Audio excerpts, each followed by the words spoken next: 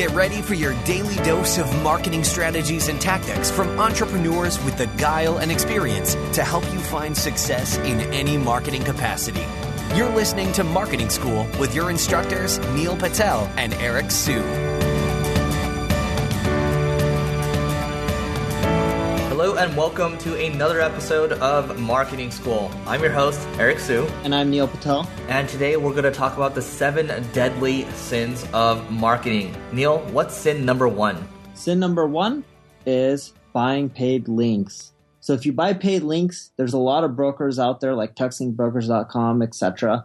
You can end up skyrocketing in rankings pretty fast. But what you'll find out is if you get caught for buying links, you will eventually get kicked out of Google or penalized, and you won't get any search engine traffic. Google's a giant, right? They're pretty much the 800-pound gorilla, and they're the biggest by far from a traffic generation standpoint. So make sure you're not going and buying links to cheat the system. I've done it in the past too, and you do eventually get caught. I don't care who you are. It's just a question of time, and then once you get caught, you're going to be sad. Oh, let's talk about that a little bit. I mean, what's an example of like what happened once you got caught buying links? What exactly happened? I remember I was ranking number 1 for the keyword of web hosting, and I paid a ton of people who are creating WordPress themes to just put my link in the footer. I skyrocketed to the top within like 5-6 months, something like that. I was making a ton of money off of affiliate hosting, right? Because I just have a list of like top 10 web hosts. And I pretty much got all my rankings knocked off and I didn't rank anymore. And then some of the guys underneath me, they're doing the same tactic too. They were ranking even after I got kicked off. And then I would say within like 4 months, they all got kicked off as well. Wow. So mistake number 2 or sin number 2 would be not optimizing your ads. So a lot of people, they'll set something, they'll set up an AdWords campaign or a Facebook campaign and they'll just let it sit there. That's not how advertising works. You can't just set it and forget it. Especially with Facebook, you have to continually monitor it to see what's going on. You have to make optimizations. Is one ad performing better than the other? Are you constantly testing new ads? Is the quality score or the relevance score too high, too low? What is it exactly? Are there other ad formats that you can be using? So just a lot of stuff that you can be doing around the ads world. If you're going to be spending money, you better be putting your money to good use. So sin number 2, not spending the time to optimize your ad. Ads can, cost you in the long run. Sin number 3 is A/B testing incorrectly. And what I mean by this is your goals. So when you're doing an A/B test, there's a conversion point. What is a conversion point? A lead, someone signing up, a free trial. You're supposed to look at a full lifetime value of a customer. So when I do an A/B test, I don't just look to see if someone's signing up and how much revenue they generated. I look at the lifetime value. So sometimes I may get less signups in the front end and everyone would be like, oh, that test is losing. It's get half the amount of people that's signing up on the front end. But on the back end, if it's causing 3 times more people to convert from a free trial into a paid customer, I'm still making more money. Why wouldn't I choose the one that generates half the amount of signups on the front end, but generates 3 times more signups on the back end, right? So you need to optimize for total lifetime value of a customer or total revenue instead of just optimizing for a vanity metric like total front end signups or trials, right? Right. And sin number 4 would be not playing the long game. So Neil creates a lot of content, I create a lot of content, but we didn't get there in a day. It takes a very long time to actually see great results. And I'll give you another example. My first podcast, Growth Everywhere, I mean, if I'm looking at the chart, the first year was literally flat. We weren't really getting much. And then in the past year or two, that's where it really started the growth rates really started to stack on top of each other. So if you're doing any type of content at all, just understand that you're not going to see results for the first 12 to 18 months. Similar with SEO too. It does take time to start to get results. So you have to play the long game. You have to understand that you're building something for the long term.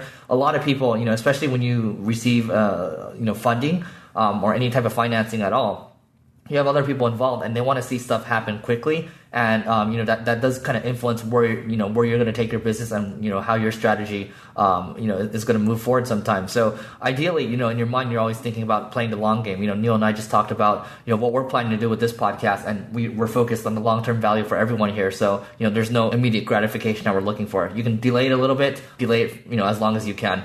Sin number 5 is making your decisions purely based off of A/B tests. So with hellobar.com, one of our sites, if you look at it, the homepage, and we just ended up flipping it. But if you look at the homepage, we have it where you just put in your URL because that leads to the most amount of conversions and revenue. So we're just like, oh, we should just do that. But you know what? Most people go to Hello Bar and they have no clue what we do or what we offer. And it creates brand confusion. Sure, we have like little pages that we link to, like use cases, etc. And we may email you to try to explain what the product does. But it creates a ton of brand confusion, and it's slowed down the growth from a perspective of people mentioning us in articles, linking to us. And we noticed a huge drop-off since we have the simple homepage, due to the fact that no one wants to mention Hello Bar in articles because they don't understand what we do anymore. When a random person goes to the site, they're like, what is this? Just enter your URL. It doesn't matter even if you have a strong heading. People want more than that. So don't just do what A/B tests does. Like ours said, hey, a simplest homepage causes the most amount of revenue. Well, revenue isn't everything, right?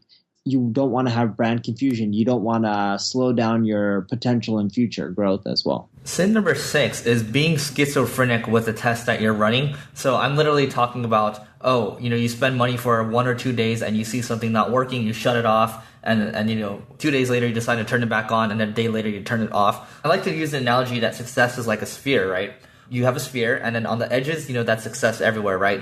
But if you keep moving around, you keep shutting things off, you're going in different directions, you're never going to get to the edge. You're never going to reach the success. You have to be willing to stomach the pain that you have to go through to collect the data to make a test work. Granted, that doesn't mean spend a couple $1,000s just aimlessly, but if you do start to see some type of traction, you have to let it sit there for a while. You have to understand that's how ads work, and you also understand, like with content and SEO, you have to understand that takes time too. So that's the thing. You can't be schizophrenic. You can't try to expect results very quickly. Even though paid advertising will get you results faster than like SEO or content, still you have to let it run its course. Sin number 7, this is a basic one. I probably should have covered this one first, is starting to do any type of marketing without the proper tracking.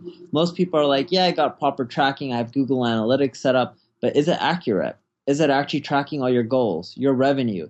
Do you know when you write a blog post, which blog posts don't just drive traffic, but which blog posts actually generate paid signups or sales versus which ones don't generate sales, right? If you don't have all these tracking elements in place, you're just going to be dumping marketing dollars into areas that won't be producing an ROI. All right, and that's it for this episode of Marketing School. We'll see you tomorrow. This session of Marketing School has come to a close. Be sure to subscribe for more daily marketing strategies and tactics to help you find the success you've always dreamed of. And don't forget to rate and review so we can continue to bring you the best daily content possible. We'll see you in class tomorrow, right here on Marketing School.